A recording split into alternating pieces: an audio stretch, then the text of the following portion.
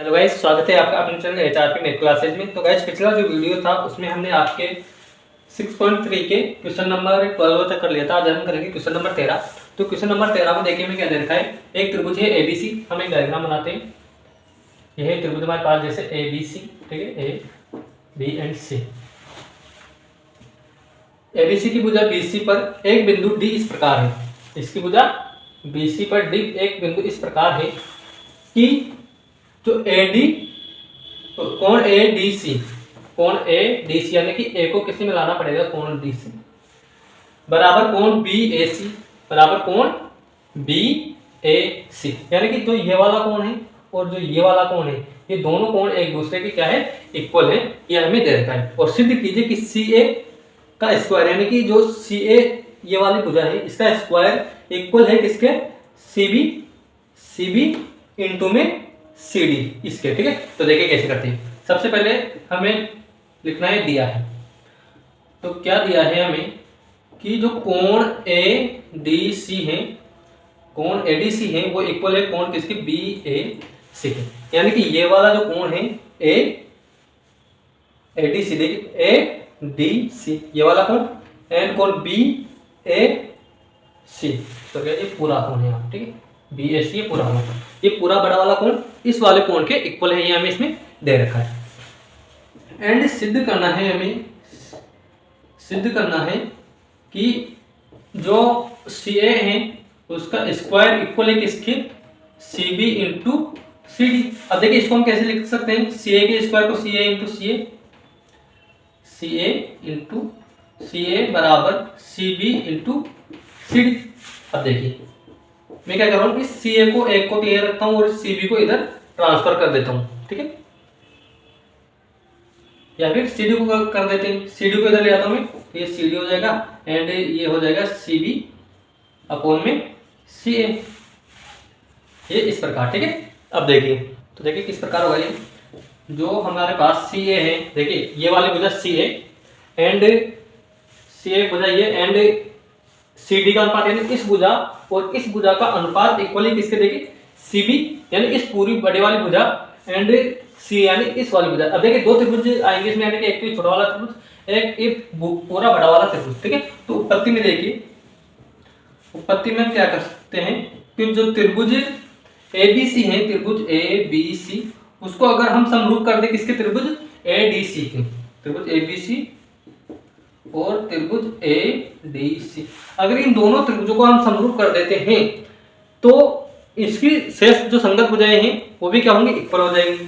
तो देखिए हम क्या कर रहे हैं कि इधर से मैं क्या ले रहा हूं, कोण ए पूरा बड़ा वाला कोण जो हमें दे रखा है समीकरण नंबर 1 से, ठीक है, कोण बीएसी, कोण बीएसी इक्वल है किसकी, कोण एडीसी की, ये हमें समीकरण नंबर 1 से।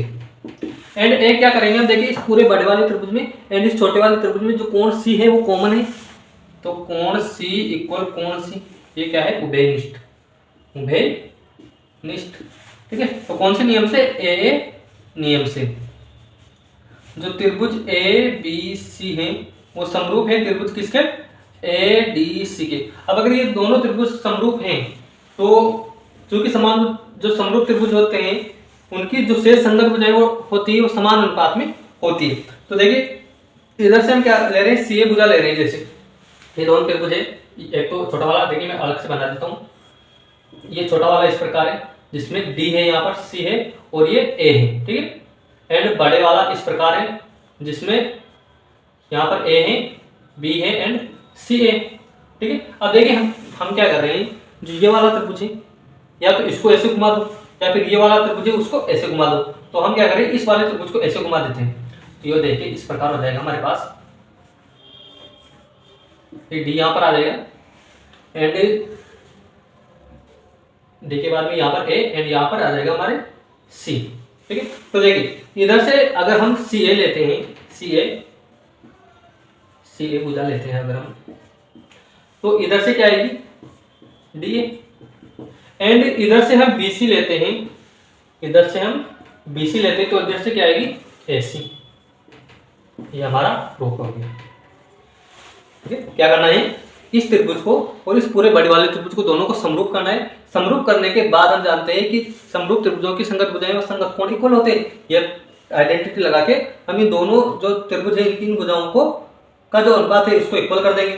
तो हमारे पास आ जाएगा, देखिए इसको इससे इंटू करेंगे तो हमारे पास आ जाएगा AC का square equals to DA into में BC, जो कि हमें प्रूफ करना है। ठीक है, और the video noted down. Question number 14, तो देखिए क्वेश्चन नंबर जो 14 है इसमें मैं दे रखा है, मैं स्टेटमेंट किताब से पढ़ दूंगा एंड आपको क्वेश्चन स्क्रीन पर मिल जाएगा। ठीक है, तो देखिए क्वेश्चन नंबर 14 में क्या दे रखा है कि एक त्रिभुज ABC की भुजाएं AB और, यानी कि सबसे पहले एक त्रिभुज दिया है वो बनाता हूँ। ये जैसे हमने एक त्रिभुज बनाया, इसको नाम दिया आपने ABC। ABC की भुजाएं क्रमशः देखिए AB AC तथा माध्यिका AD। एक अन्य त्रिभुज, एक और अन्य त्रिभुज है जिसका नाम हम दे रहे हैं जैसे PQR। ठीक है, ये हमारे पास PQR। ठीक है, ये दो त्रिभुज हैं। इन दोनों त्रिभुजों की जो भुजाएं हैं तथा माध्यिकाएं, अब देखिए AD एक अन्य त्रिभुज की भुजाओं PQ और PR तथा माध्यिका PM के क्रमशः समानुपाती दर्शाए कि जो ये दोनों त्रिभुज है ABC और PQR, ये दोनों क्या है, समरूप है।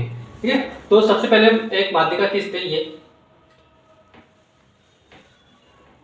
माध्यिका क्या होती है, जो सामने वाली भुजा है उसको समान दो भागों में विभाजित करती है, यानी कि ये और ये भाग बराबर है। एंड इससे अगर माध्यिका डालते हैं तो ये और ये भाग बराबर है। इसको नाम दिया D एंड इसको नाम दिया हमने M।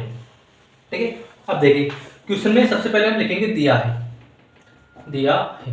क्या दे रखा है कि AB AC और AD क्रमशः समानुपाती है PQ, यानी कि जो AB है वो समानुपाती है किसके, PQ के, एंड जो AC है वो समानुपाती है किसके, PR के, एंड जो माध्यिका AD है वो समानुपाती है किसके, PM के। ठीक है, माध्यिका AD समानुपाती है PM के, ये चीज हमें दे रखी।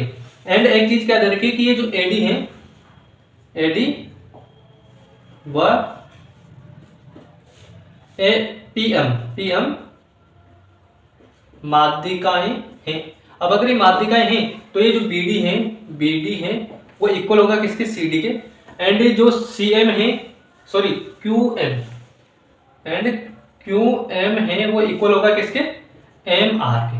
इसको समीकरण नंबर 1 एंड इसको समीकरण नंबर 2 नाम देते हैं। ठीक है, अब देखिए एंड इसमें सिद्ध करना है हमें, अब लिखेंगे सिद्ध करना है कि जो त्रिभुज ABC है, ये वाला बड़ा वाला त्रिभुज ABC वो समरूप है त्रिभुज PQR के।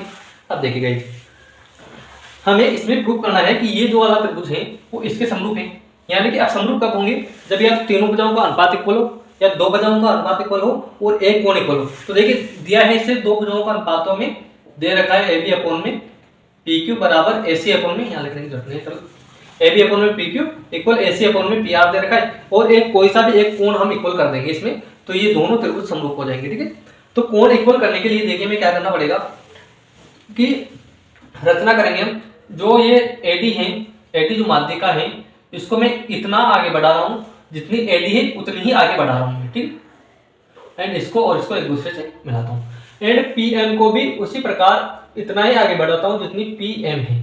ठीक है, ये आगे बढ़ाया और इसको मिला दिया।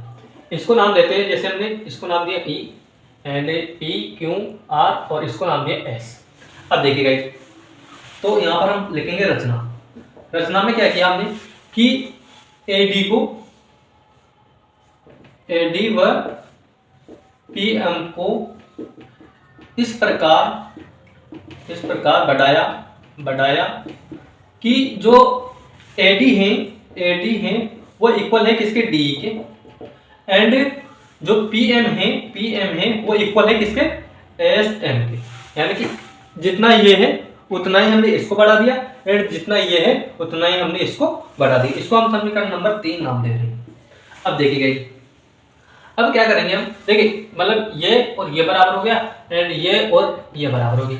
तो उत्पत्ति में देखिए, उत्पत्ति में हम क्या करेंगे, जो A B E और C है, A B E C व चतुर्भुज PCSR एक समांतर चतुर्भुज है, अब समांतर चतुर्भुज है तो इसके आमने सामने की जो भुजाएं होंगी, जैसे BE वो इक्वल होगी किसके, AC के, एंड इस त्रिभुज की सी एस, इस त्रिभुज की सी एस इक्वल होगी किसके, पी आर के, पी आर के, ठीक है। इसको हमने दिया समीकरण नंबर 4 में। अब देखिए हम क्या कर रहे हैं कि ये जो त्रिभुज है, त्रिभुज ए बी ई और त्रिभुज पी क्यू एस, इन दोनों को समरूप करते हैं। त्रिभुज ए बी ई और त्रिभुज P Q S, P Q S, इन दोनों को अगर समरूप करते हैं तो देखिए क्या होगा। समीकरण नंबर 1 से हम देखें इस त्रिभुज की ए बी एंड इसकी पी क्यू, ठीक है, एंड इसकी बी सी एंड इसकी सी एस। तो मैं क्या कर रहा हूँ, समीकरण नंबर 1 को ऐसा कैसा एज इट इज उदाहरण देता हूँ। समीकरण नंबर 1 से क्या लिखा हमने, ए बी अपॉन में P Q and A C upon में P R and A D upon में पी एम, ये समीकरण नंबर 1 से, फर्स्ट से।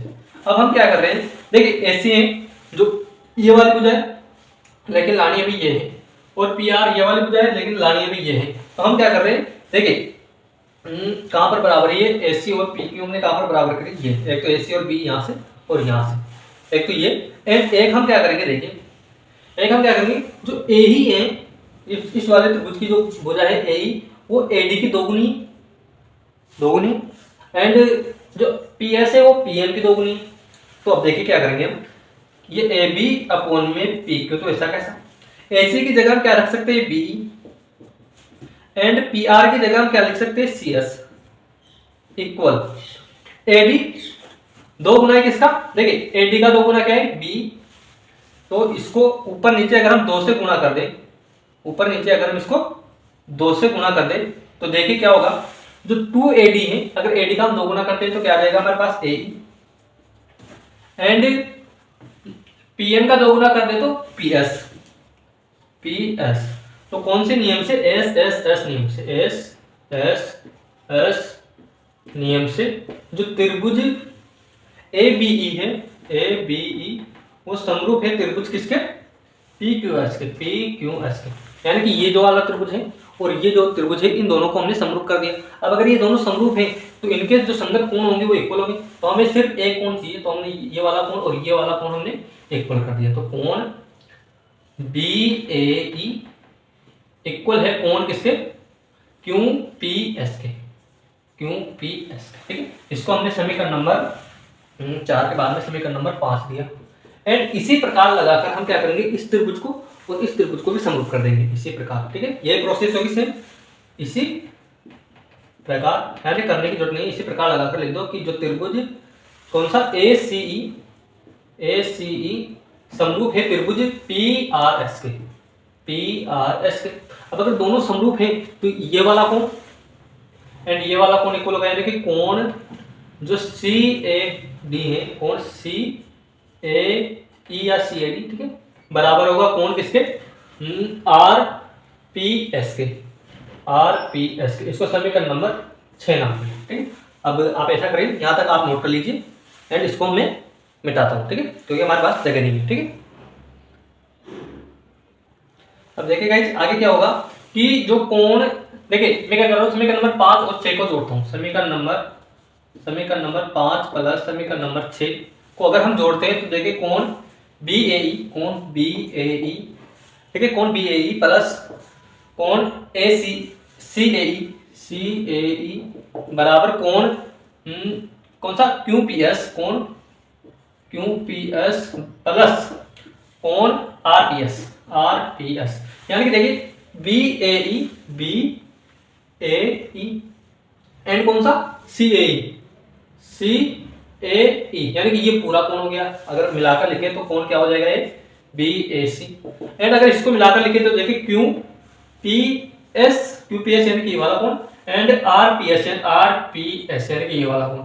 अगर दोनों को मिलाकर लिखे तो कोण क्या हो जाएगा, QPR। इसको समीकरण नंबर हम नाम देते थे 7। अगर हम अब देखिए हम क्या करें, हमें जो सिद्ध करना था वो था, अब हम त्रिभुज ABC और त्रिभुज PQR इन दोनों को समरूप करना है, ये हमारा सिद्ध करना था। अब देखिए इसको कैसे समरूप करेंगे, एक तो समीकरण नंबर 1 से डायरेक्ट हम लिख देंगे क्या, AB अपॉन में PQ बराबर AC अपॉन में PR एंड एक क्या लिख देंगे समीकरण नंबर, ये तो 1 से था, और एंड एक लिख देंगे हम कोण बी ए सी इक्वल कोण क्यू पी आर। ये वाला कोण और ये वाला कोण इक्वल है, ये समीकरण नंबर 7 से लिखा। तो किस नियम से, समीकरण नंबर 7 से लिखा है, ठीक है। किस नियम से, एस ए एस नियम से जो त्रिभुज ए बी सी है वो समरूप हो गया त्रिभुज पी क्यू आर, ठीक है। ज़्यादा समझ में नहीं आया आप कमेंट करके हमसे पूछ सकते हो। Pause the video, note down.